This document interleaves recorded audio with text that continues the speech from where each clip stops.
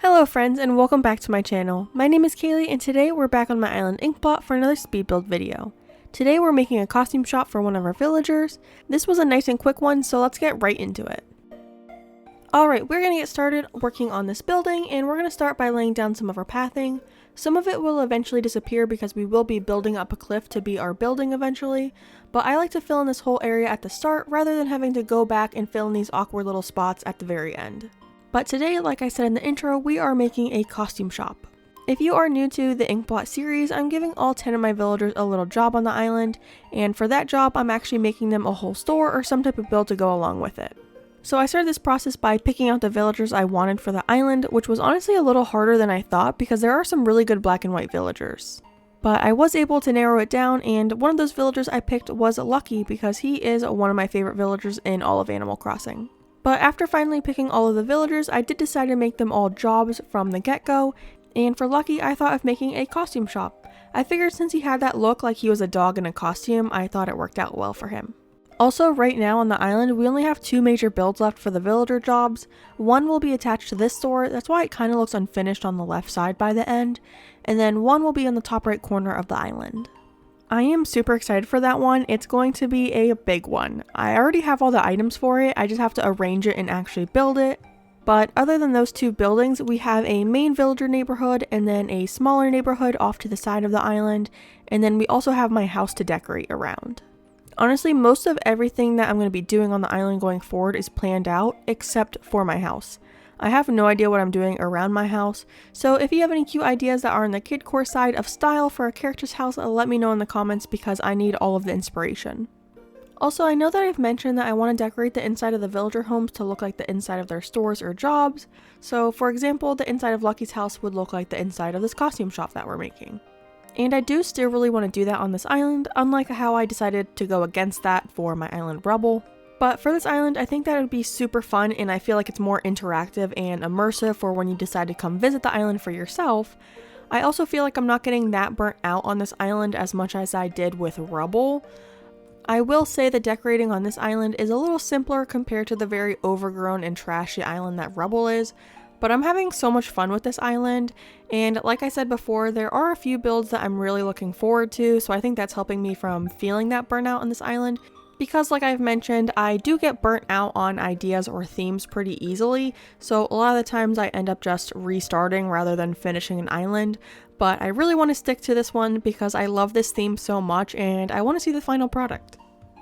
And in my last video I mentioned a new series that is coming to my channel, and I think that will help combat burnout as well. I don't want to spoil what the new series will be, but the first episode of the series is set to come out this Sunday or a Monday, depending on how fast I can edit it all together. And then hopefully we'll have a new episode of that series each week. Since I love changing themes and coming up with new ideas for islands, I think the series will be perfect for me, while I still concentrate on Ink Blot and finishing that island. And then we'll also be starting a new island that will either be a dinosaur jungle or a dark swamp core theme. And speaking of the island, I've actually already picked which of those 2 themes I'm going to be using for my next island, because if you remember, I mentioned that I was either going to let you guys pick the final theme, or I was going to keep it a surprise until we actually start the island, and I did decide to go with the more fun version, which is to keep it a surprise. I will admit though, it was a little hard to pick which one because they are both so fun and I like them both so much. But one of them I just had more ideas for builds, so I went with that one because having more ideas and inspiration for an island is easier to create rather than struggling to come up with ideas. And I think when you do struggle to come up with new ideas for an island, that can cause burnout, so I'm trying to avoid burnout altogether, so I'm going with the easier version, which is the one that I have more inspiration for. And something else that has actually helped me with burnout for Animal Crossing is being able to focus on 2 different islands at once. So in the very beginning of my Animal Crossing journey, I had my little yellow Switch Lite, and I just played pretty vanilla on that Switch with minimal time traveling, which I think a lot of us did when the game initially came out.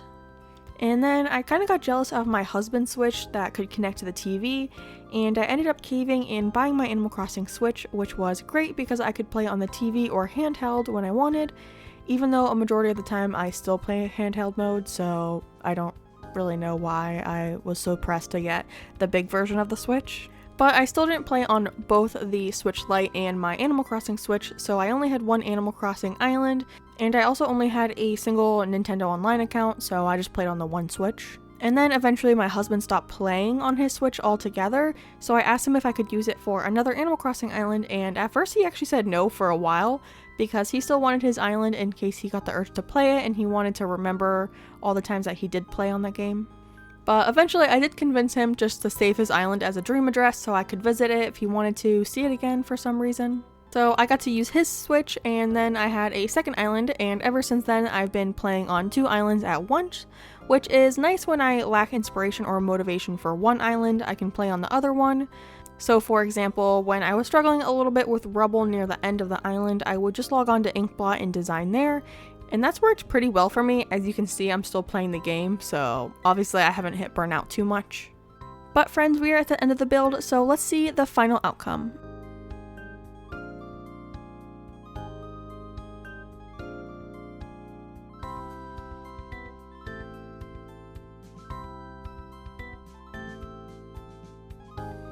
But that's the end of the video. Thanks so much for watching. Before you leave, make sure to give the video a like, comment, and to subscribe to the channel.